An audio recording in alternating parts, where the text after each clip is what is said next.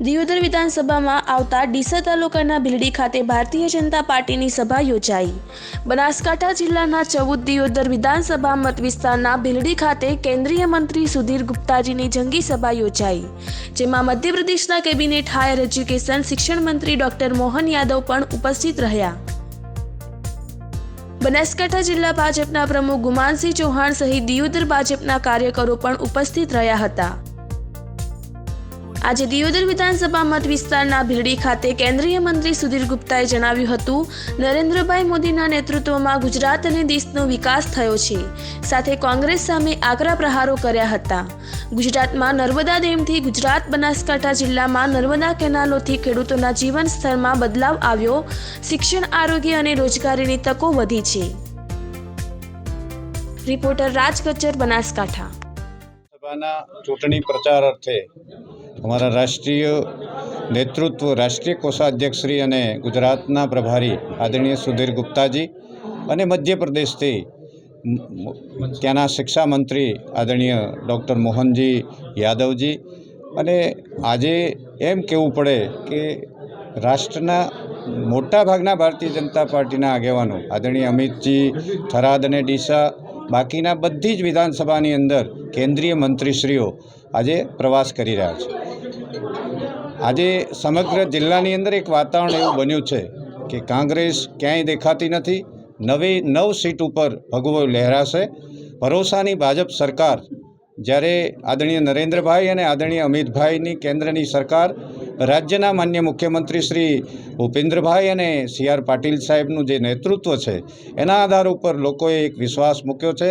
सामे कांग्रेसनी अंदर तमे जोयुं हशे कि दियोदरना ज कांग्रेसना जिल्लाना अध्यक्षश्रीए जे प्रकारे निवेदनों आप्या हता, ज्यां ज्यां जोईए त्यां कांग्रेस तूटी रही है। भारतीय जनता पार्टी ए छेवाड़ाना मानवी सुधी ए दिल जीती रही है। 9 सीट जीतवा माटेनो अमारो मक्कम निर्धार है, कारण के अमारी पासे केडरबद्ध कार्यकर्ताओनी फौज है, ऊपर नेतृत्व ऊपर भरोसो है अने जे प्रकारे विकासनी यात्रा चाली रही है ए प्रकारे समग्र राज्यनी अंदर भारतीय जनता पार्टीनी फरीथी सरकार। मैं डॉक्टर मोहन यादव उच्च शिक्षा मंत्री मध्य प्रदेश आज यहाँ कैंपेन करने के लिए आया हूँ। यहाँ अपने खास करके बनासकांठा ज़िले में जिस ढंग का वातावरण दिखाई दे रहा भारतीय जनता पार्टी के पक्ष में, हमारे और मेरे साथ केंद्रीय मंत्री सांसद मध्य प्रदेश माननीय सुधीर गुप्ता जी राष्ट्रीय कोषाध्यक्ष भी है। हमने यहाँ एक जनसभा भी की और जिस ढंग का वातावरण दिखाई दे रहा है, मुझे पूरा भरोसा है कि भारतीय जनता पार्टी के पक्ष में एक माहौल बना हुआ है, एक वातावरण बना हुआ है। और गुजरात के लोग तो वो लोग हैं जिन्होंने मोदी जी को नज़दीक से देखा है और गुजरात के भरोसे से उनने दुनिया में अपनी पहचान बनाई।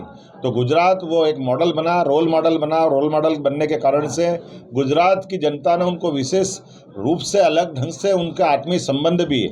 आज मोदी जी ने दुनिया में जो भी कुछ काम करके दिखाया उसमें सबसे बड़ा आधार अगर कहीं से बना तो गुजरात से।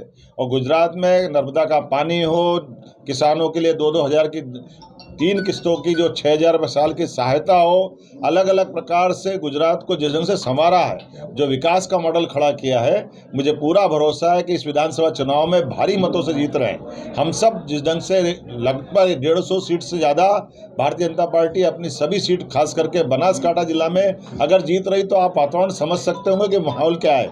मेरी अपनी ओर से एक बार फिर सबके प्रति बधाई, बहुत बहुत धन्यवाद। माहौल है और मैं लगातार गुजरात के आधे से अधिक ज़िलों में मेरा प्रवास हो गया है, मेरा जाना हो गया है। बनासकांठा की इस पावन भूमि पर जहाँ मेरी अपनी कुलदेवी अंबाजी का आशीर्वाद स्थल भी है, मैं यहाँ आया हूँ तो मन में प्रसन्नता है। लोगों के चेहरों पर खुशी देख रहा हूँ, एक उत्साह देख रहा हूँ, क्योंकि जो बदलता हुआ भारत है, एक ताकतवर भारत मोदी साहब के नेतृत्व में और भूपेंद्र भाई के कुशल नेतृत्व में जो गुजरात नए तरीके से नए अंदाज से सामने आया, लोगों के विश्वास को बढ़ाया है उसने।